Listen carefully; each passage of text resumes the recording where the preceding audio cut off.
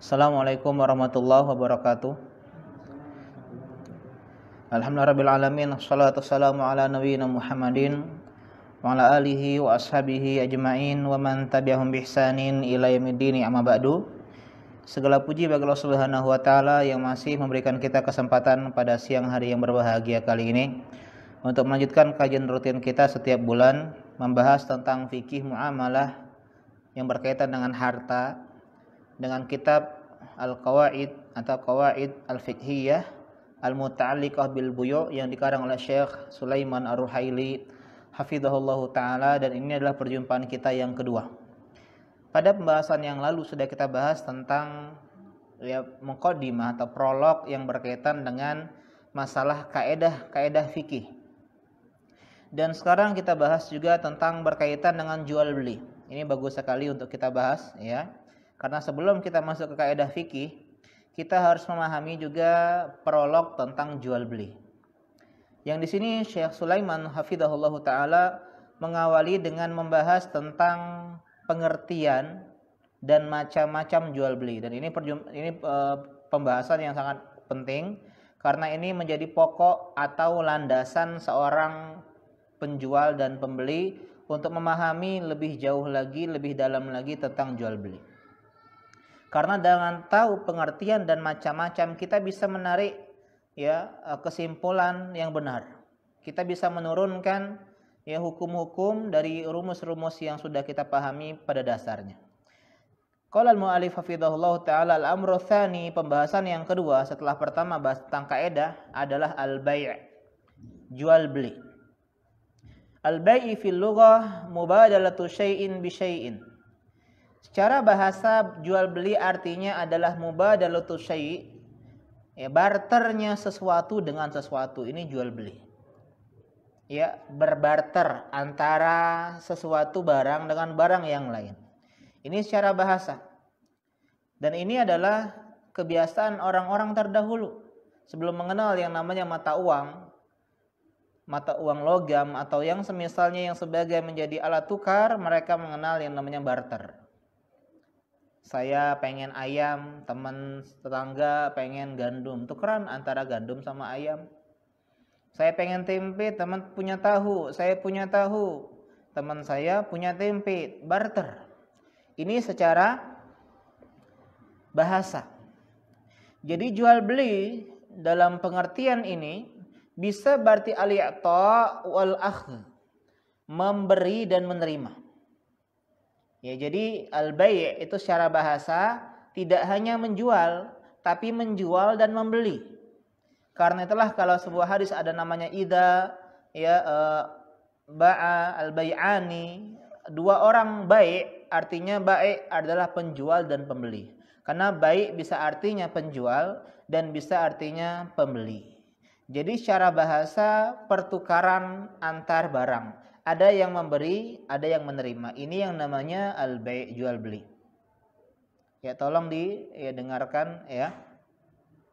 Dan secara bahasa berasal dari kata ba'a, yabi'u, yang artinya malaka yamliku, memiliki, mempunyai. Li'anna al-bai'a yaqtadil milk, karena yang namanya jual beli ini ujungnya konsekuensinya adalah kepemilikan. Jadi tadi saya punya ayam atau saya pengen beli ayam, saya punya gandum, teman saya pengen gandum, dia punya ayam, tukaran sehingga saya memiliki gandum, saya memiliki ayam dan teman saya memiliki gandum. Artinya di antara makna jual beli juga adalah memiliki. Jadi untuk memiliki sesuatu dengan cara jual beli. Ini secara bahasa. Cara etimologi ya. Adapun secara syariat, pengertian istilah para ulama ahli fikih muamalah ini banyak sekali pengertiannya, dan yang dikuatkan oleh Syekh Sulaiman hafizahullahu taala di sini beliau mengatakan innal bai'a mubadalatu malin walau fi dhimmati aw manfaatin mubahatin bimithli ahadihima ala ta'bidi ghairur riba wala qarad. Ini pengertian jual beli, yaitu adalah barternya, pertukaran antara harta meskipun berada di dalam tanggungan. Artinya bisa jadi harta tersebut tidak ada di hadapannya, tapi di dalam tanggungannya. Saya jual mobil, tapi mobilnya di rumah. Ini tetap boleh jual beli. Jadi jual beli itu nggak harus barangnya pada akad itu, tidak. Yang penting bisa jadi fidhimah. Boleh bertukaran dengan langsung barangnya ada di muka. Barangnya fizimah, sifatnya saja yang kita jelaskan. Atau fotonya, atau gambarnya, atau videonya. Ini yang namanya jual beli. Aw manfaatin mubah, atau juga manfaat mubah. Beli software, beli penggunaan software, manfaat yang kita beli, bukan kepemilikannya. Lisensinya milik kepemilikan hak ciptanya milik mereka, cuman kita membeli hak pakai. Itu kalau manfaat. Nanti dijelaskan lebih lanjut oleh Syekh di sini. Namanya bertukaran dengan sesuatu yang semisal. Jadi harta dengan harta, jasa dengan jasa, harta dengan jasa, atau yang lainnya. Alat ta'bidi, yang ini berkonsekuensi perpindahan kepemilikan selama lama-lamanya. Kalau saya ngasih uang kepada kalian ya untuk pakai mobil, tapi sehari, itu bukan jual beli. Apa namanya? Nyewa, rental. Karena enggak alat ta'bid. Yang namanya jual beli, kepemilikannya berpindah selama-lamanya. Ya, enggak hanya temporer, tapi ya permanen, kepemilikannya berpindah secara permanen. Bukan riba dan bukan utang piutang. Kenapa dibilang bukan riba? Karena riba pun sama definisinya, pertukaran harta dan harta selama-lamanya. Tapi kita bahas di sini bahwasanya riba tidak termasuk definisi jual beli. Ditambah oleh para ulama, dan juga bukan utang piutang. Jadi utang piutang itu beda akadnya dengan jual beli. Ya, jual beli dengan utang piutang beda. Sebagian kita mungkin bahasa kita ngutang, ngambil barang dulu nanti bayar. Itu jual beli, tapi secara kredit gitu. Meskipun dalam bahasa Indonesia namanya utang, tapi hutang yang maksudnya meminjam uang itu bukan termasuk jual beli, sehingga dia punya hukum-hukum yang berbeda. Jadi ini adalah pengertian jual beli, ya. Dan kita bahas di sini yang pertama adalah mubadalah. Mubadalah itu berasal dari mufa'alah. Yang namanya mufa'alah itu wazan, yang teman-teman belajar shorof memahami, itu harus min torfain, dari kedua belah pihak. Namanya pertukaran itu berarti dua belah pihak. Ya, barter itu dua belah pihak.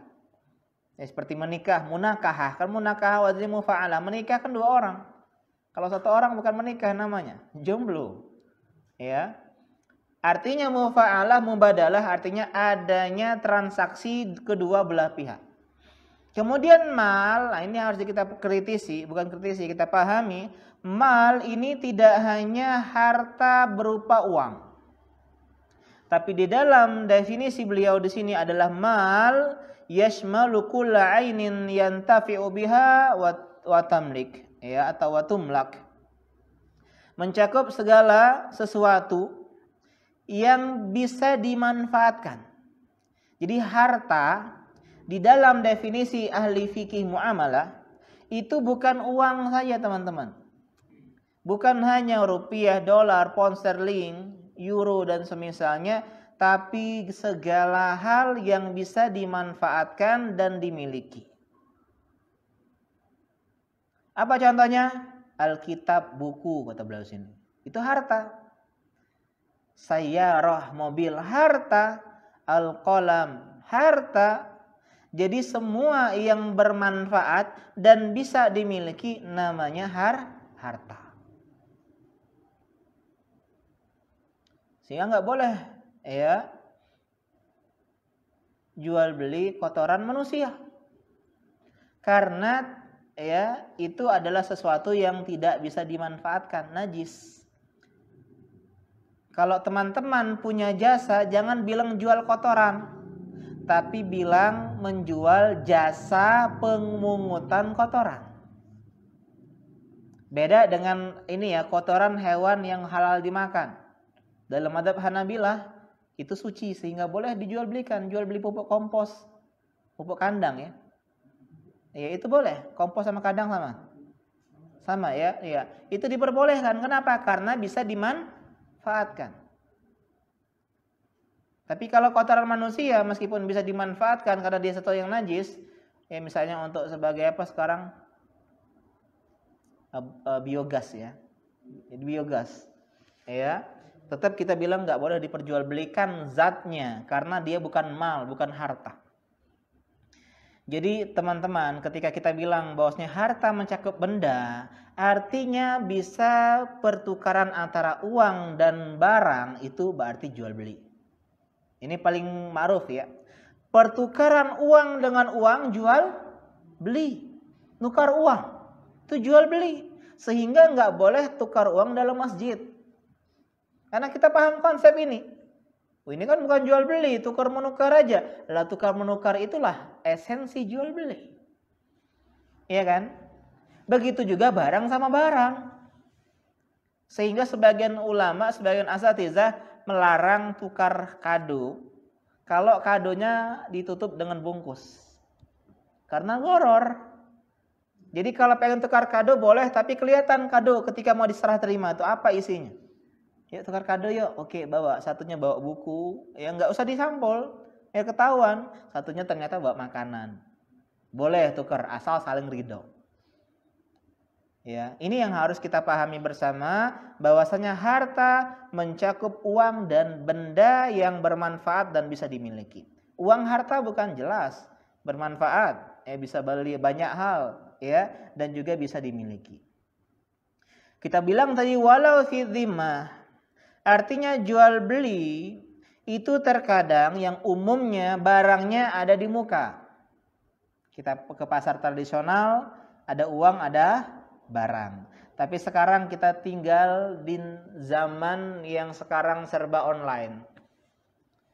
Ketika kita sedang buka HP itu barangnya ada nggak di hadapan kita? Nggak ada. Sehingga ini tetap dinamakan jual beli karena meskipun tidak di muka, fi dhimmah, berada dalam tanggungan. Ya.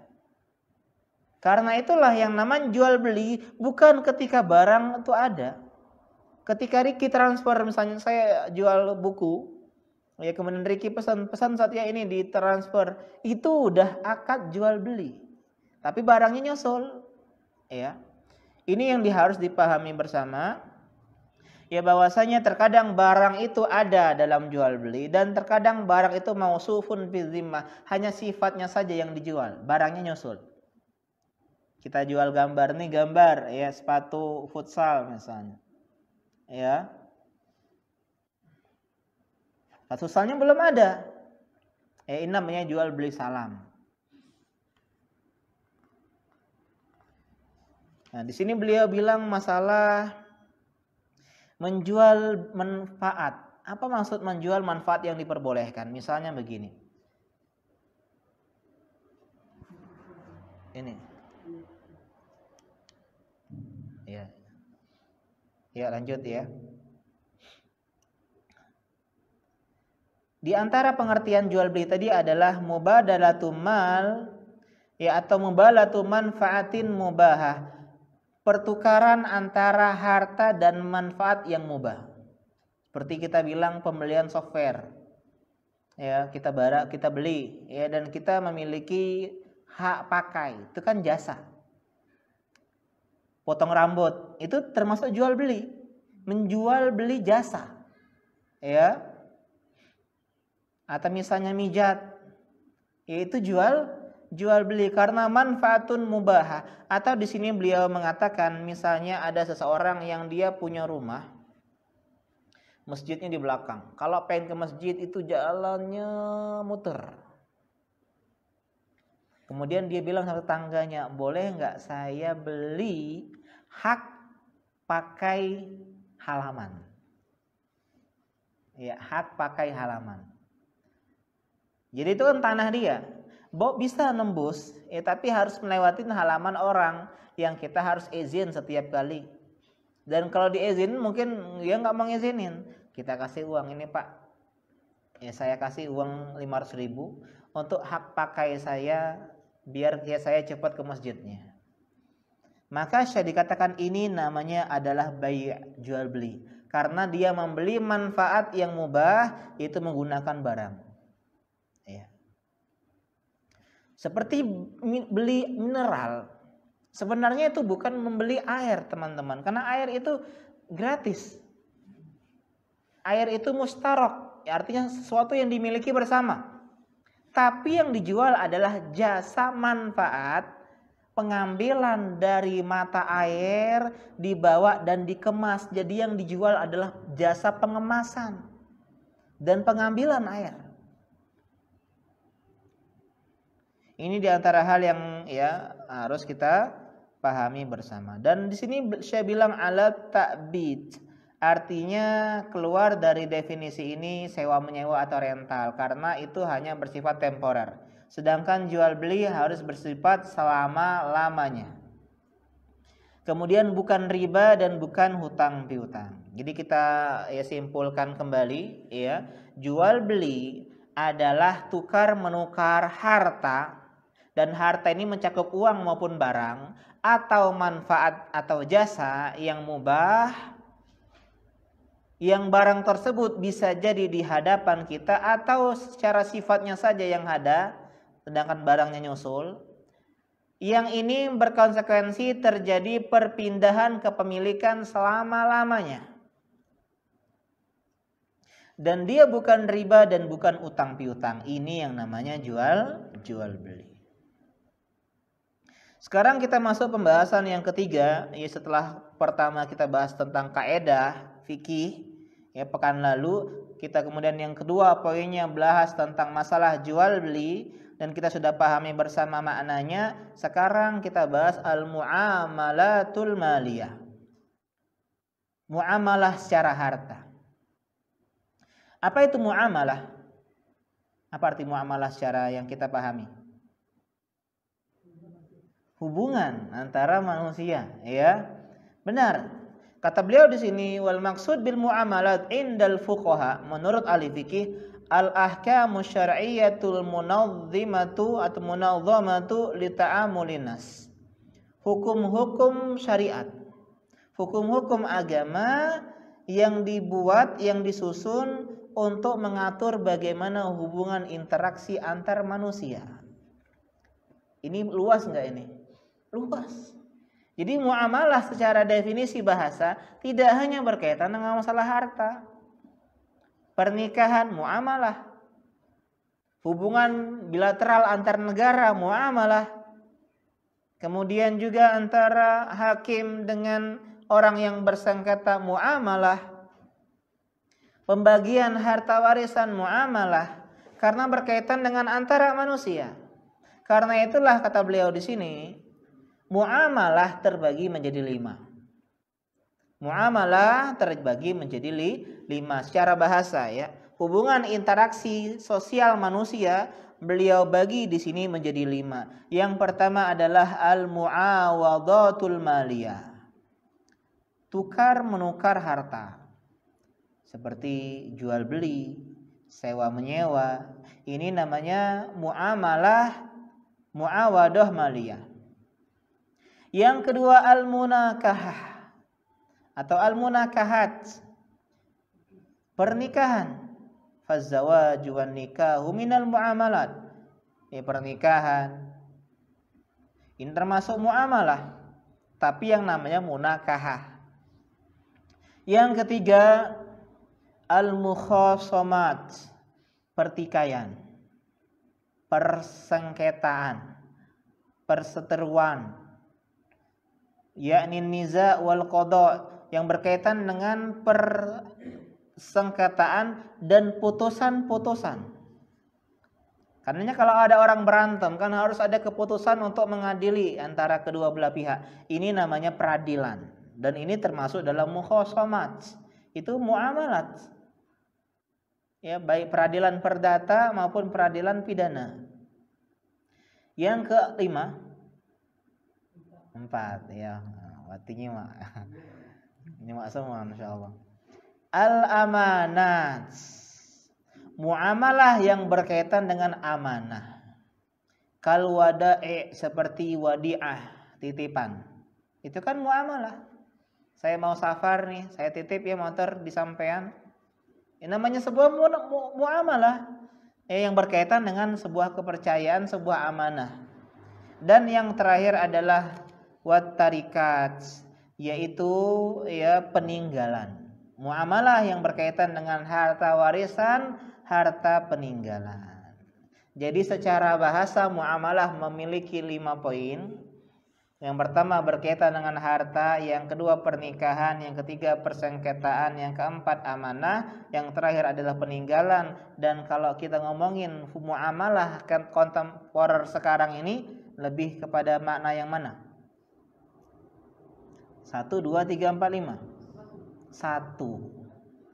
Sekarang sudah mengalami penyempitan makna, ya enggak?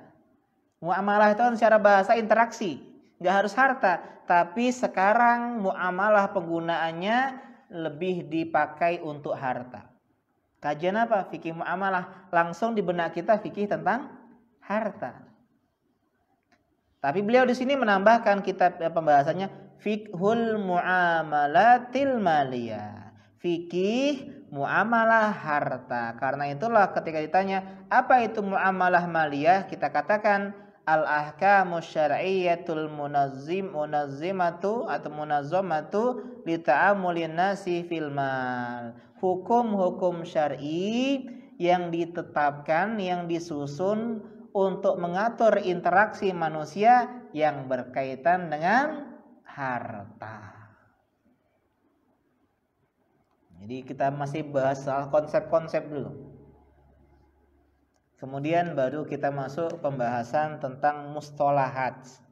Jadi beliau di sini ini kitab ya bukan kitab memang dasar, ilmunya dasar. Cuman beliau di sini membahasnya ya expert ya, karena beliau juga termasuk bagian dari sini. Jadi beliau bahas masalah-masalah yang penting saat kita sebutkan, dan Anda nggak baca semuanya. Baca semuanya mungkin kita nggak habis, jadi Anda menyimpulkan, membaca secara global dan meringkas poin-poin biar kita ya bisa menyelesaikan dengan lebih cepat dibandingkan kalau kita baca huruf per huruf. Yang pertama adalah an-nawazil. Jadi kita kenal mustalah-mustalah yang berkaitan dengan masalah fikih muamalah maliyah. Pernah dengar kata nawazil? Nawazilul buyu'. Fikih nawazil pernah dengar? Nawazil artinya adalah al-umurul ya mustajjadah fil buyu'. Artinya adalah perkara-perkara kontemporer. Itu namanya nawazil. Ya, hal-hal terbaru, hal-hal aktual. Contoh sekarang GoPay, ShopeePay, kemudian ada OVO, ada Flip, ada banyak sekarang muncul sesuatu yang tidak dikenal di zaman Nabi Shallallahu Alaihi Wasallam. Ini namanya apa? Nawazilul buyu'. Hal-hal baru di dalam masalah jual beli.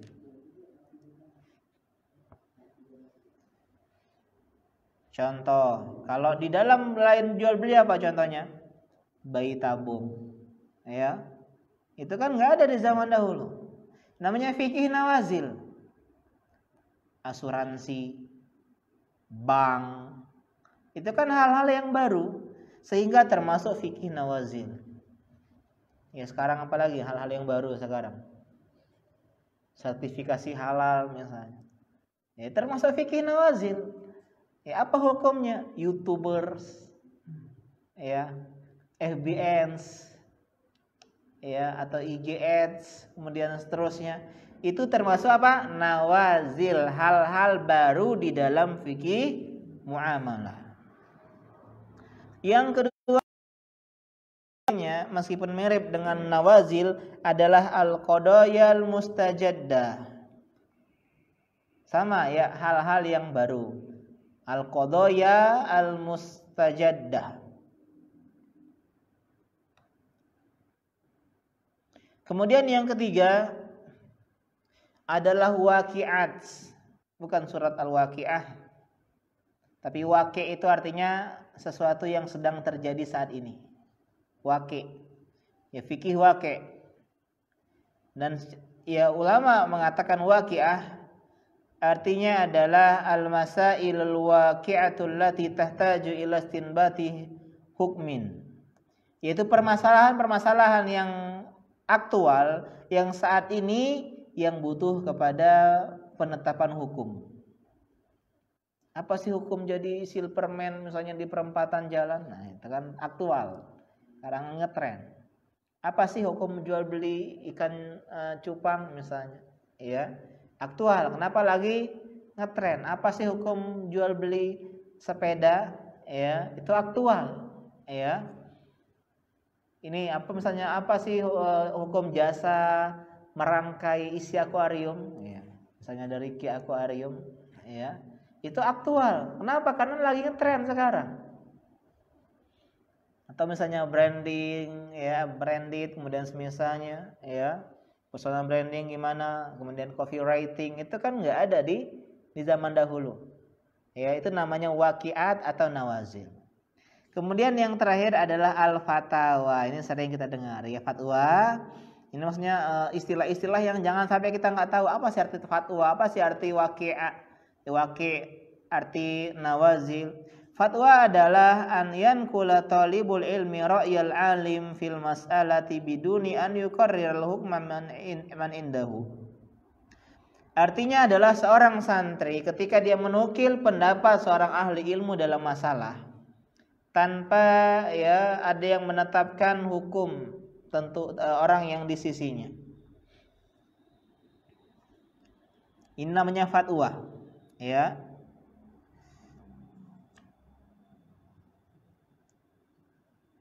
Tapi ini kata para ulama ya termasuk saya di sini, ini syaratnya an yakuna talibul ilmi dhabitan litilkal fatwa. An alimin mu'tabar. Hendaklah seorang penuntut ilmu tersebut dia dhabit ya dia punya kemampuan, dia punya ilmu tentang fatwa tersebut yang memang berasal dari seorang alim yang diakui. Ya. Ini adalah istilah-istilah yang hendaklah kita pahami dalam fikih muamalah. Jadi kita bahas kemarin tentang masalah fikih. Ini kan kitabnya ya ada 3 poin. Itu fiqhul muamalatil maliyah. Fikih sudah kita bahas kemarin. Fikih, usul fikih, kaidah fikih. Kemudian kita sudah bahas tadi di awal-awal tentang adalah al-muamalah, al-bai' dan muamalah maliyah. Nah, sekarang di antara hal yang juga masih prolog yang harus kita pahami dan ini adalah kunci sekali untuk memahami adalah pembagian akad maliyah. Anwa'ul uqudil maliyah. Memahami pembagian akad. Ya, jangan taunya akad langsung akad nikah. Nah, akad itu juga termasuk jual beli. Jadi kita harus pahami bagaimana para ulama membagi akad. Akad berdasarkan tinjauan-tinjauan tertentu. Sehingga bisa kita simpulkan ini akadnya apa? Contoh, ya kata beliau di sini, beliau sebutkan taqsimul uqudi bi'tibaril hukmi. Pembagian akad ditinjau dari hukumnya. Tinjau dari apa? Hukumnya terbagi menjadi 2. Yang pertama akad yang sahih, yang kedua akad yang fasid. Ya, tuqassamul uqudu ila aqdin sahihin wa aqdin fasid. Yang pertama akad sahih, akad yang sah. Yang kedua adalah akad yang fasid, akad yang tidak sah. Ini menurut jumhur para ulama, mazhab yang 3 selain ya al-Ahnaf atau Hanafiyah. Kapan sebuah akad dikatakan sah? Idza jatama'at fihi syurut wa intafa'atil mawani' atharuhu. Kalau dia terpenuhi syarat-syaratnya. Contoh, saya seorang dosen. Kemudian Muksin ini mahasiswanya. Saya dosen mengarang sebuah buku. Dan saya bilang, Sin, kau harus beli buku saya. Ya, kalau enggak dapat nilai. Artinya dengan terpaksa Muksin membeli buku saya. Kita katakan ini akadnya apa? Enggak sah. Kenapa enggak sah? Karena tidak ada salah satu syarat. Apa syaratnya? Syarat yang pertama dalam jual beli apa? Syarat sah jual beli? Ridho. Ridho. Harus sama-sama suka. Sebagaimana pernikahan sama-sama ketertarikan, suka, nggak ada paksaan, begitu juga jual beli. Ini kan nggak sah. Kenapa? Karena terpaksa. Tapi kalau saya bilang ini nggak harus beli ini, ya. Cuman kalau yang beli ini nanti nilainya saya gedein, mungkin beli. Maka ini sah. Kenapa? Karena ya dia suka, dia ridho untuk membeli buku tersebut. Meskipun tujuannya bukan buku, tapi nilai tetap nggak sah. Contoh kita beli ya nenek-nenek jualan kacang di pinggir jalan malam-malam.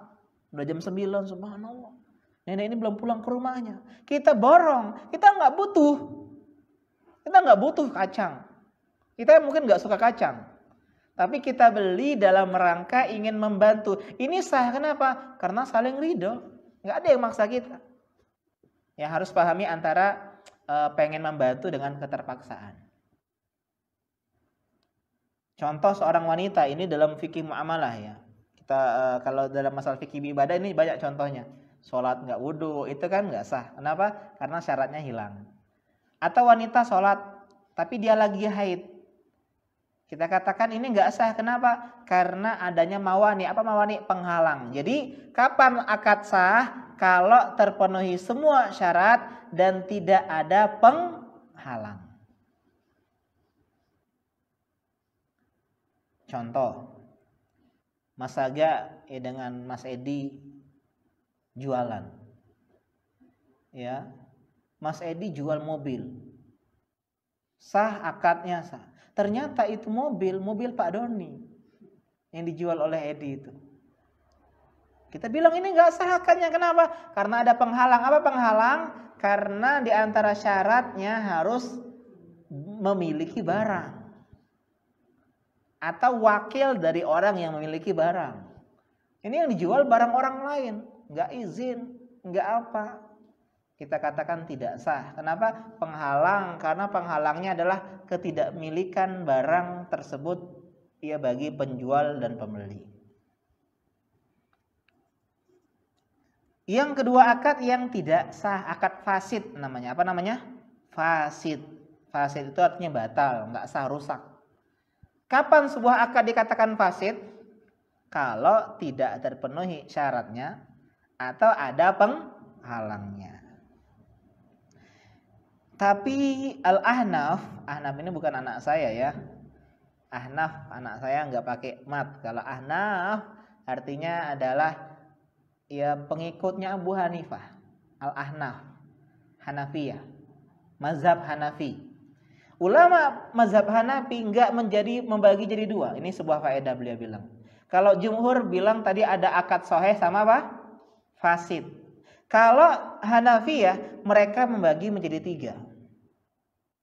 Sahih, fasid, yang ketiga batil. Akad apa? Batil. Ustadz, apa bedanya fasid dan batil dalam mazhab Hanafiyah? Kata mereka, kalau batil itu la yumkin islahuha atau la yumkin islahuhu, nggak mungkin diperbaiki. Kalau fasid, yumkinu an yuslah bisqatil wasfi. Kalau fasid dia bisa diperbaiki dengan cara ya menggugurkan sebagian sifat atau yang semisalnya. Tapi ada sebuah faedah di sini teman-teman, ya, bedakan antara boleh dengan sah. Boleh dengan sah. Tidak setiap yang sah yaitu apa? Itu boleh.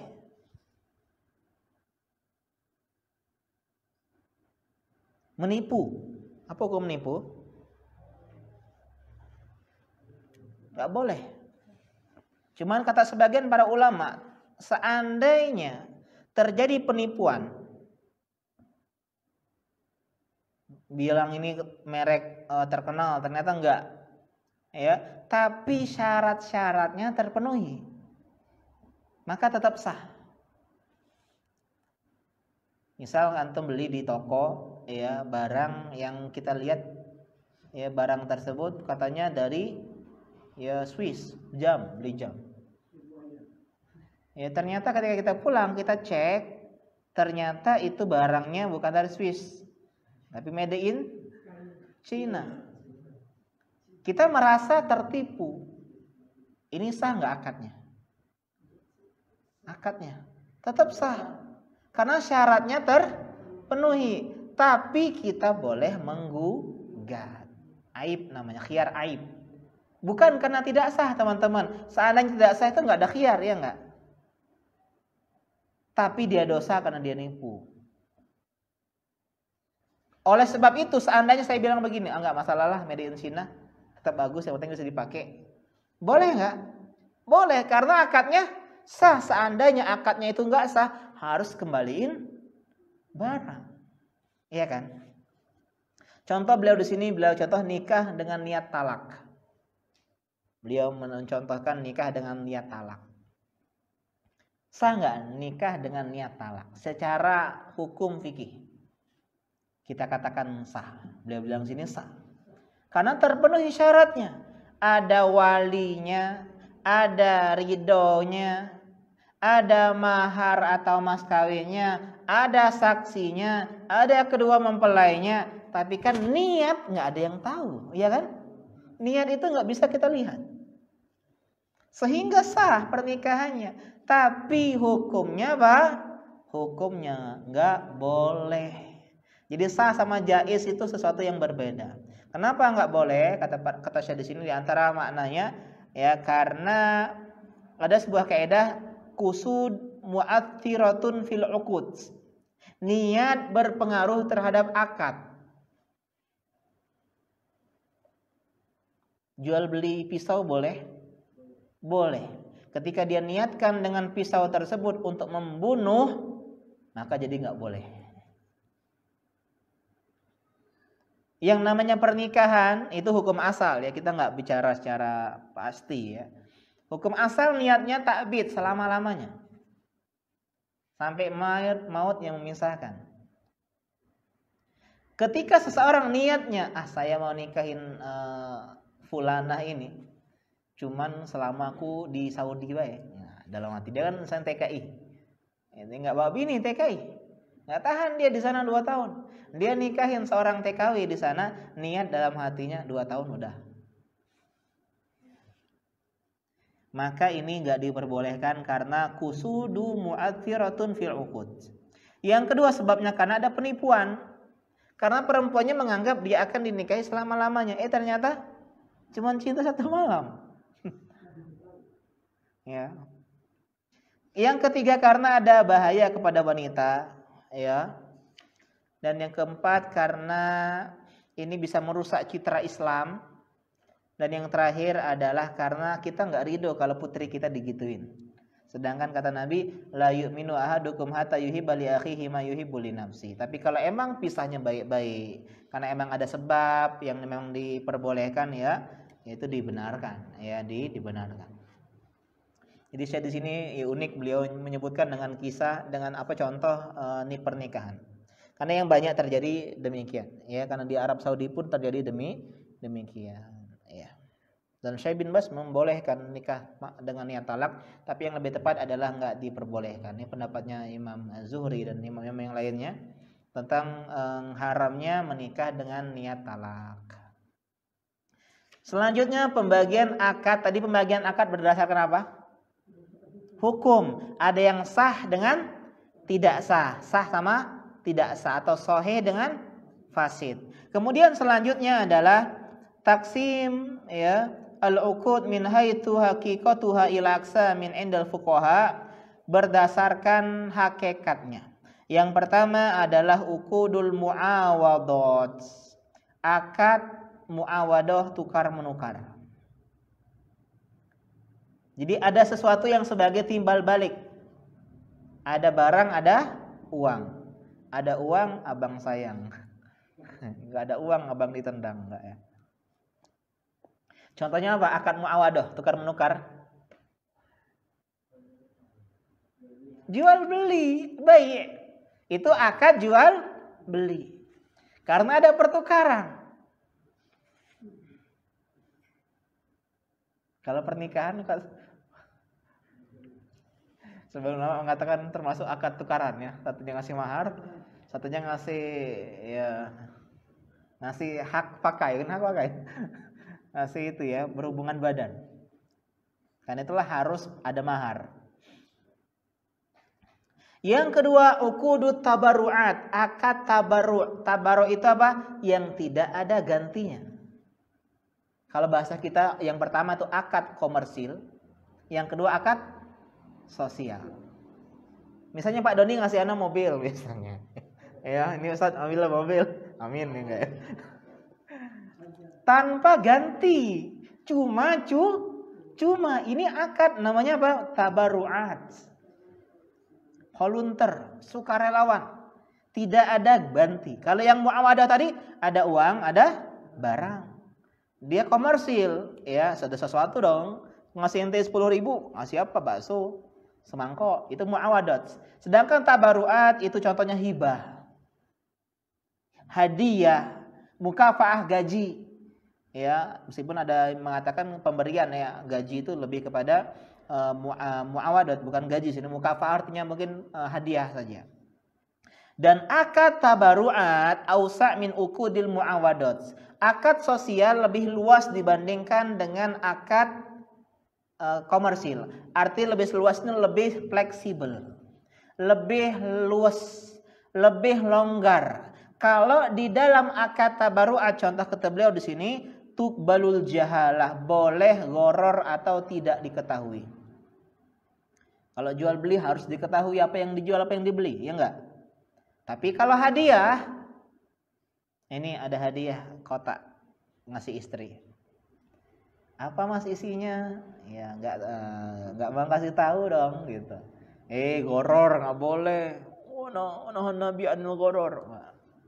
Kita katakan ini bukan akad jual beli, bukan akad komersil, sehingga boleh tidak diketahui.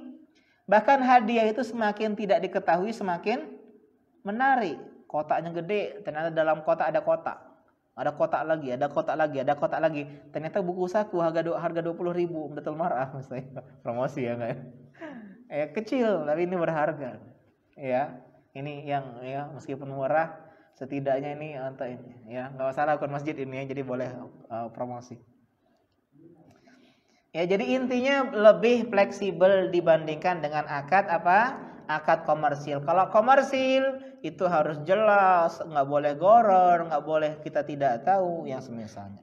Yang ketiga, uqudul irfaq.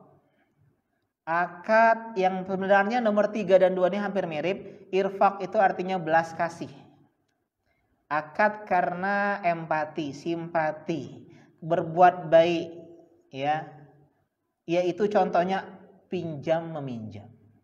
Kita minjemin orang, itu niatnya untuk apa? Karena kita simpati. Dia sedang kesusahan dana, ya. Kemudian dia pinjemin ini, pinjeminlah. Ini akad, ya. Akad karena rasa kasih sayang. Karena antum kalau dipinjemin oleh orang uang, orang itu sayang sama kita, ya enggak? Nah, uniknya kita kadang membalas kasih sayang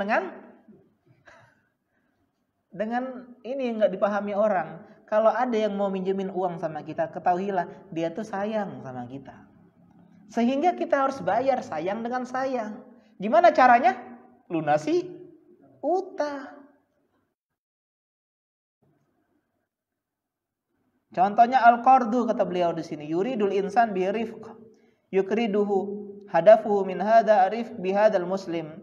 Ya tujuannya agar dia pengen bantu, pengen tolong menolong. Tapi para ulama kadang menjadikan poin yang kedua dan ketiga ini sama. Yaitu akad apa? Sosial. Yang kelima, keempat, pintar. Ya.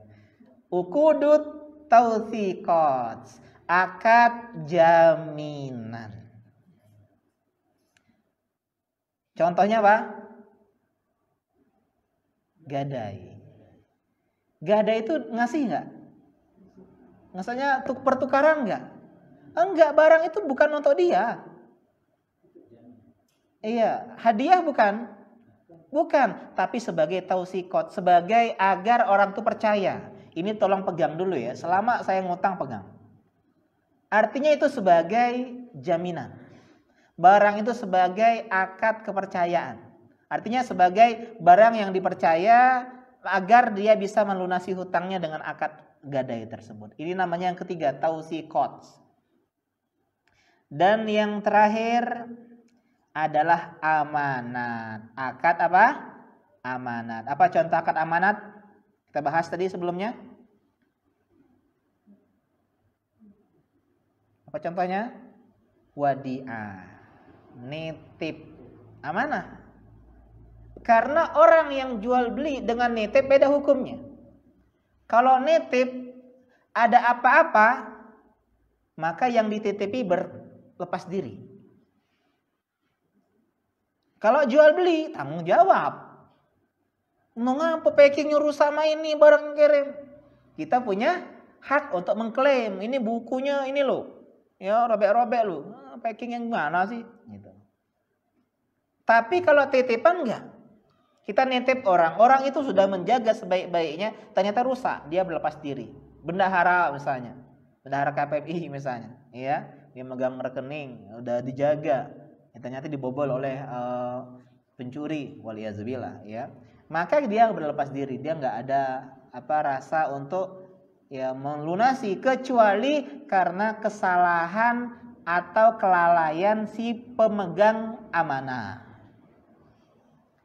Dikasih titipin mobil, ya sip, taruhnya pinggir jalan, kunci tergantung. Dia lah, berarti ganti dia. Kenapa? Karena kelalaian atau dipukul-pukulnya karena kelalaian maupun karena perbuatannya yang melampaui batas. Ya, asar jam berapa sekarang?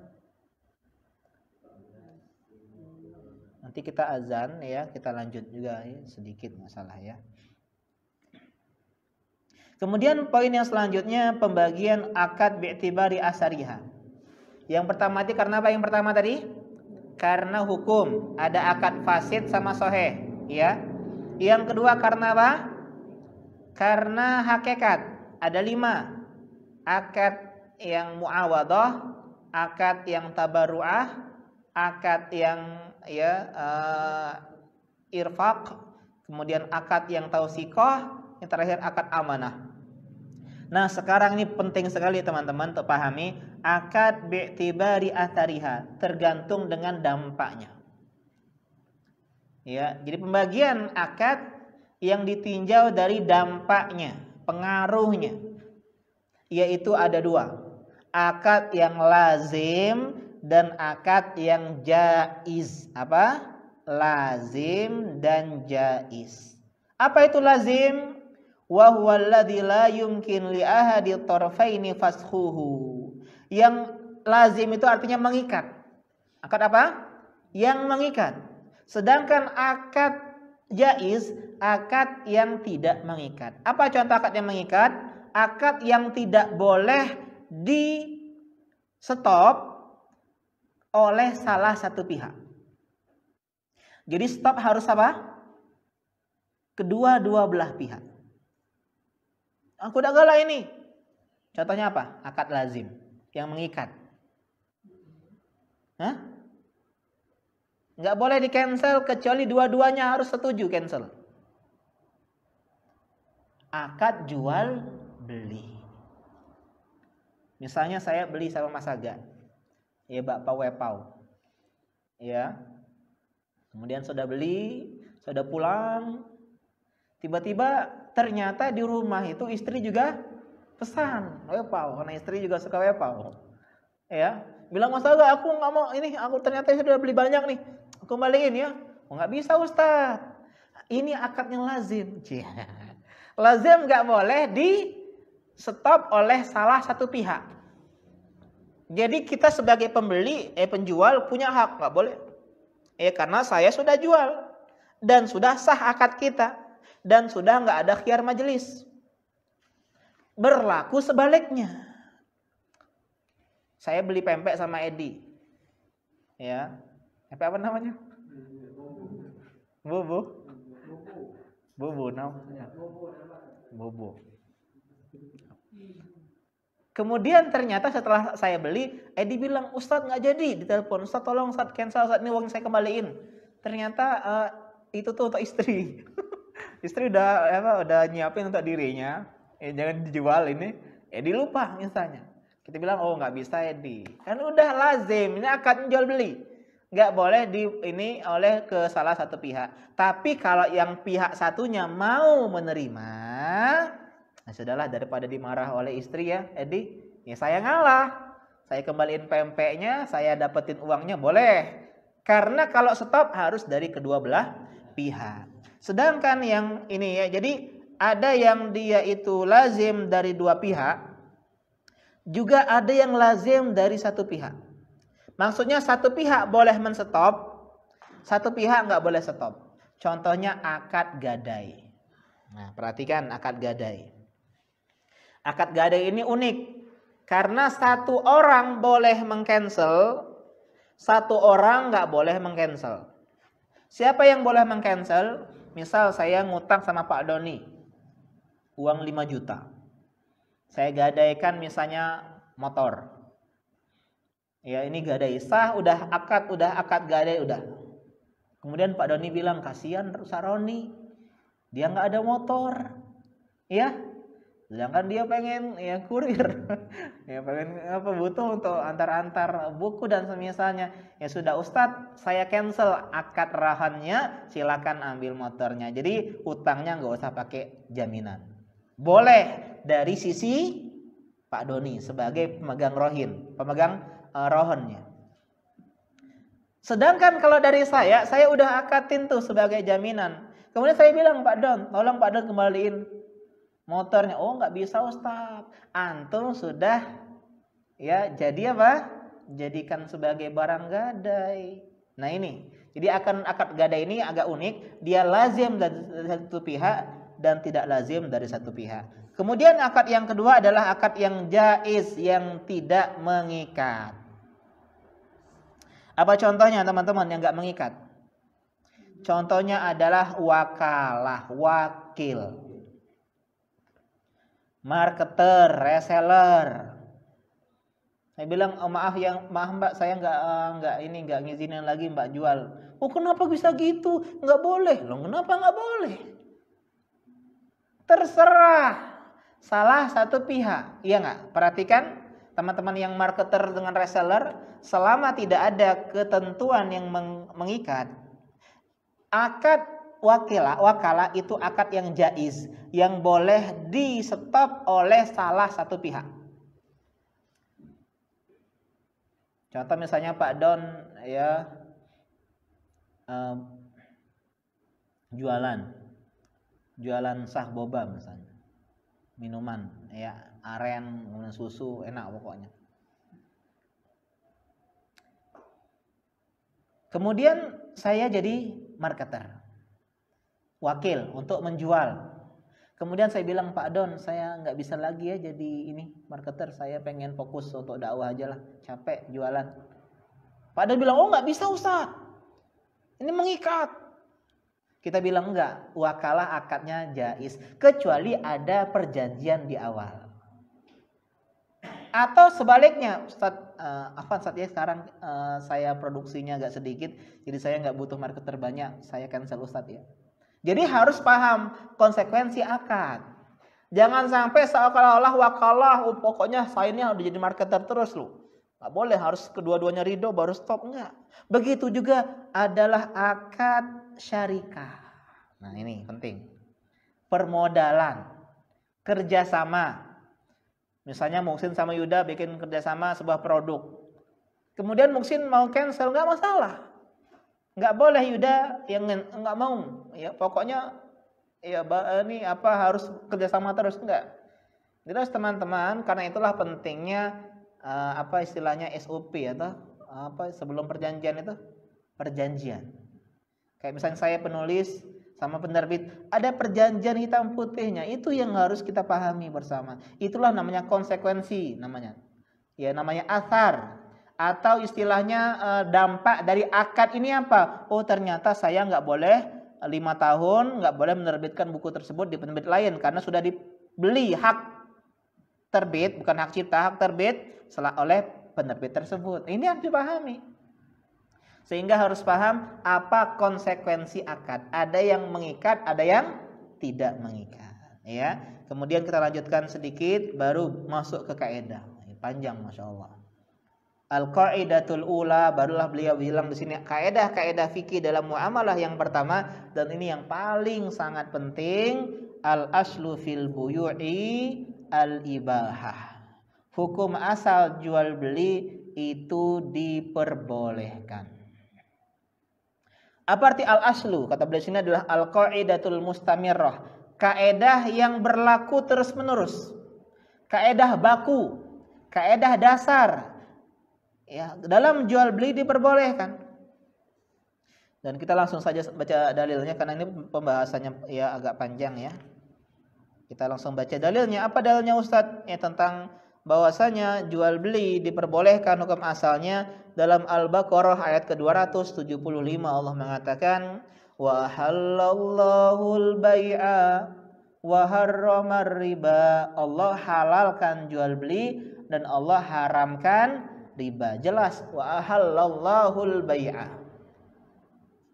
Kemudian juga dalam surat An-Nisa ayat ke-29 kata Allah Subhanahu wa taala illa an takuna tijaratan an taradim minkum. Enggak boleh kalian makan harta sesama kalian dengan batil. Adapun perniagaan, tijaratan, jual beli, bisnis yang sama-sama ridho di antara kalian tuh enggak masalah. No problem. Ini jelas. Jadi kalau orang udah punya prinsip ini, kalau ada yang bilang ini nggak boleh, mana dalilnya? Karena hukum asal jual beli boleh. Kenapa nggak boleh kayak gini Ustadz? Kan hukum asal jual beli, baru saya jelaskan dalilnya. Oh, baru keluar dari kaidah asal.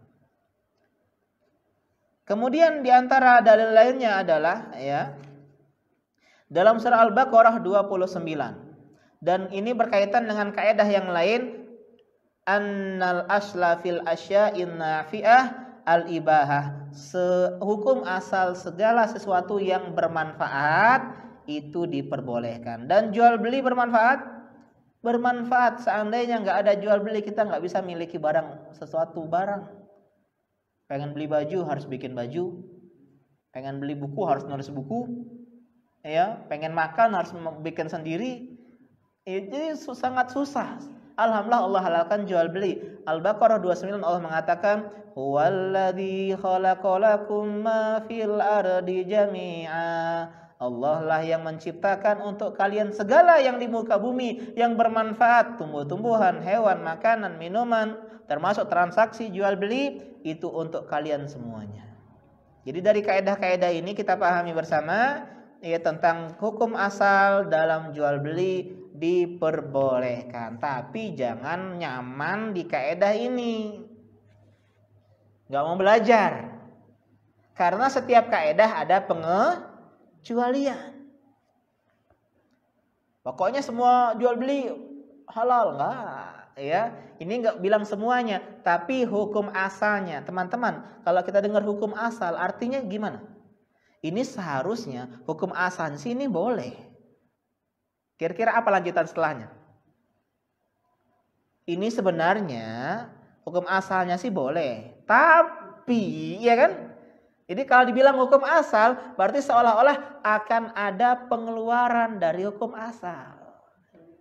Jadi ada yang tidak diperbolehkan. Ternyata riba nggak boleh. Kalau bilang hukum asal semuanya, kita bantah hukum asal riba haram. Zolim nggak boleh. Gharar tidak diperbolehkan. Dan ada ain-ain zat-zat yang haram dijual belikan sehingga keluar dari definisi ini. Adapun masalah ini ya kita akan bahas panjang lebar insyaallah pada pertemuan selanjutnya. Kita bahas tentang apa itu jual beli kredit. Sebagian orang kan mengharamkan jual beli kredit karena katanya riba. Dibantah oleh Syekh di sini karena kembali ke hukum asal bahwasanya jual beli sesuatu itu diperbolehkan, itu ibahah. Apa hukum asal menjual barang dengan dua harga, berbeda harga tunai dengan harga kredit? Itu dibahas juga nanti bahwasanya itu meskipun ada khilaf para ulama, yang lebih tepat adalah boleh karena hukum asal jual beli boleh. Ya, Allah taala alam, mungkin demikian ya. Silakan kalau ada pertanyaan, dan sebentar lagi juga mau asar. Sudah mau asar sebenarnya. Kalau ada pertanyaan di ini ada nggak? Nggak ada ya? Ya silakan mau tanya dari. Iya. Utang barang seharga 500. Iya.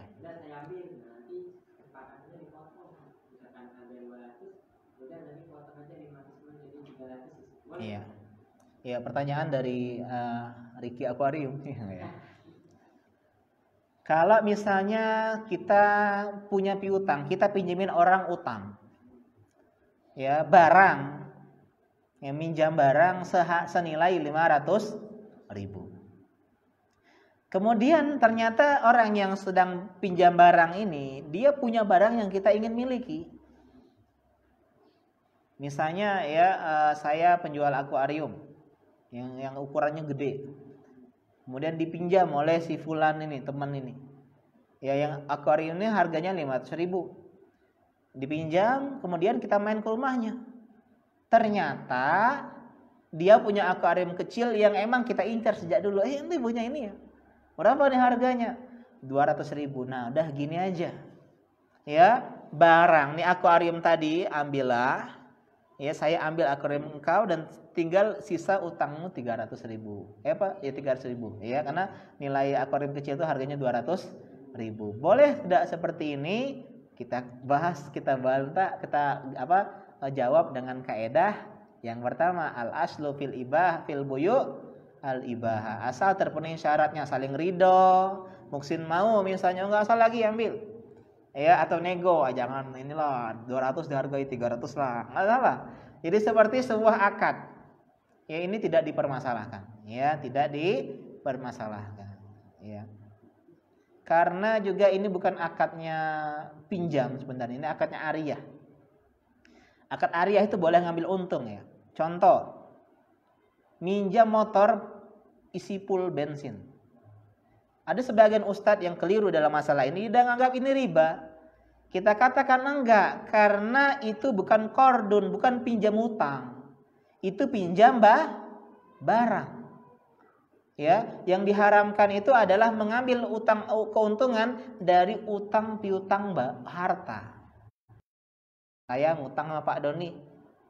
Pak Doni bilang, Ustaz, antum kalau beli beras harus sama saya. Tanya Pak Doni jual beras. Ini enggak boleh. Kenapa? Dia mengambil mengambil keuntungan dari utang harta. Tapi ya kalau dia itu adalah ariyah, peminjaman barang seperti kasus tadi, atau tadi kasus minjem motor itu kan itunya pinjam, bukan minjam utang, minjam ainnya, enggak hilang ainnya. Barang itu enggak hilang. Ya maka boleh ngambil keuntungan. Boleh ngambil keuntungan. Ya, Allahu taala a'lam. Kadang bilang ini keuntungan Ustaz. Iya, tapi keuntungan yang diperbolehkan. Ya, silakan. Ada pertanyaan? Ya, boleh. Saya bertanya, dalam kasus jual beli properti, pemerintah memungut pajak pada si penjual dan si pembeli sebesar 5%. Iya. Dari nilai jual yang ditetapkan sendiri oleh pemerintah. Terkadang bisa lebih tinggi dan juga bisa lebih rendah dari harga transaksi yang disepakati oleh penjual dan pembeli. Pertanyaannya, boleh mereka penjual dan pembeli tidak melaporkan harga kesepakatan asli, tapi tetap membayar pajak sesuai dengan nilai jual. Ada ini petugas pajak Mas ini. Iya. Iya.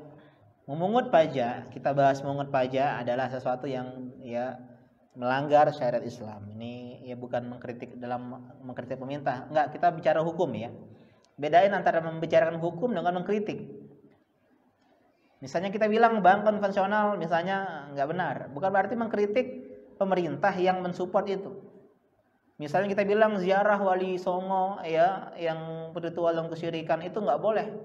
Bukan berarti mengkritik pemerintah yang mensupport atau bahkan memfasilitasi ya wisata religi tersebut, enggak. Kita bilang bahasanya memungut pajak ini sebuah kezaliman.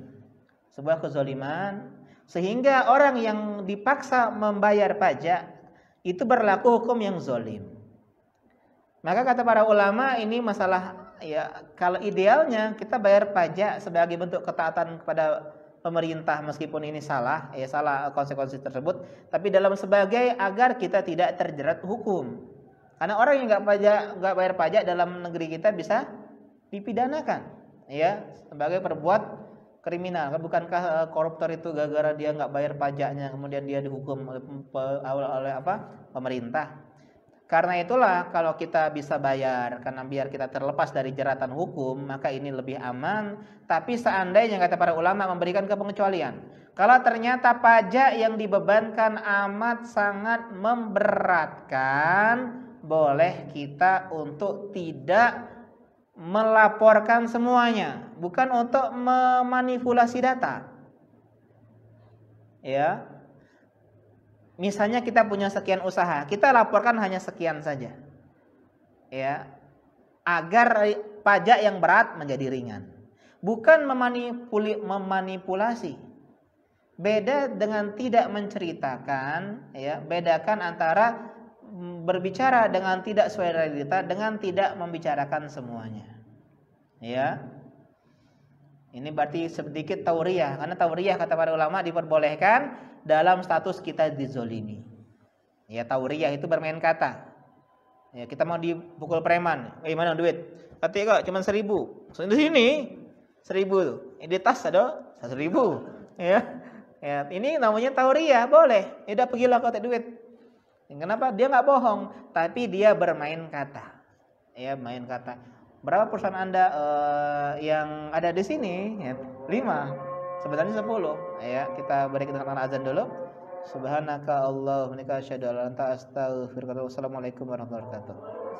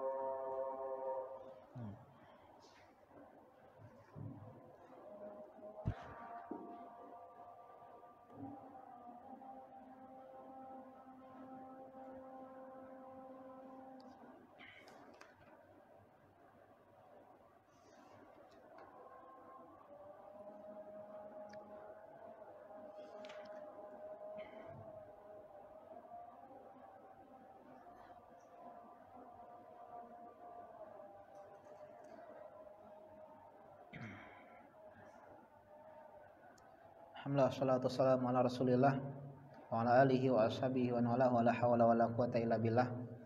Ya, jadi tadi inti masalah pajak ya.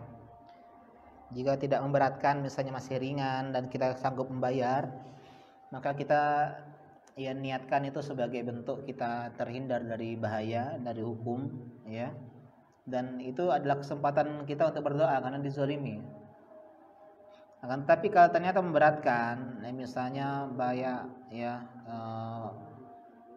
pajaknya mungkin 30%, kemudian pajaknya yang sangat-sangat memberatkan, maka kita, kata para ulama, sebagian ahli ilmu berpendapat bolehnya kita untuk bertauriyah, ya bermain kata, ya agar kita bisa mendapatkan keringanan dalam membayar pajak. Ya wallahu taala a'lam.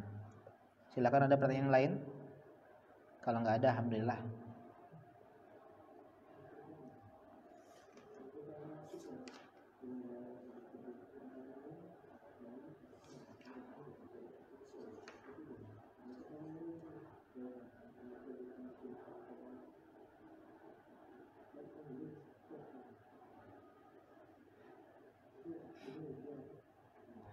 Ya, insya Allah pada pertemuan selanjutnya kita akan bahas tentang masalah apa sih jual beli, hukum jual beli saham.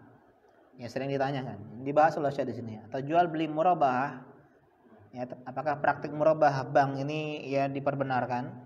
Kemudian juga bai'ut taqsid, artinya jual beli kredit. Ya ini juga diantara hal yang akan dibahas insya Allah pada pertemuan selanjutnya, yang semua masih berkaitan dengan kaidah yang pertama, al-aslu fil buyu'i al-ibahah. Hukum asal jual beli itu diperbolehkan. Silakan, mungkin kalau nggak ada kita langsung akhiri, persiapan untuk sholat. Ya ada ya, kita akhiri. Subhanaka Allahumma bihamdika asyhadu an la ilaha illa anta astaghfiruka wa atubu ilaik. Semoga Allah Subhanahu wa taala ya memudahkan kita untuk semangat belajar ilmu agama, termasuk juga fikih muamalah, karena ini berkaitan dengan harta yang akan kita konsumsi, yang atau keluarga kita konsumsi, dan sangatlah bahaya kalau kita bisa mengkonsumsi harta yang haram atau bisa memberikan nafkah yang haram kepada putra-putri kita, waliyazubillah. Karena itulah pentingnya dengan belajar ilmu agama, itu belajar tentang kezuhudan, kewaraan seseorang, menjaga agar dirinya tidak terjerumus dalam harta haram yang bisa berakibat buruk dengan terhadap dunia dan akhirat kita. Assalamualaikum warahmatullahi wabarakatuh.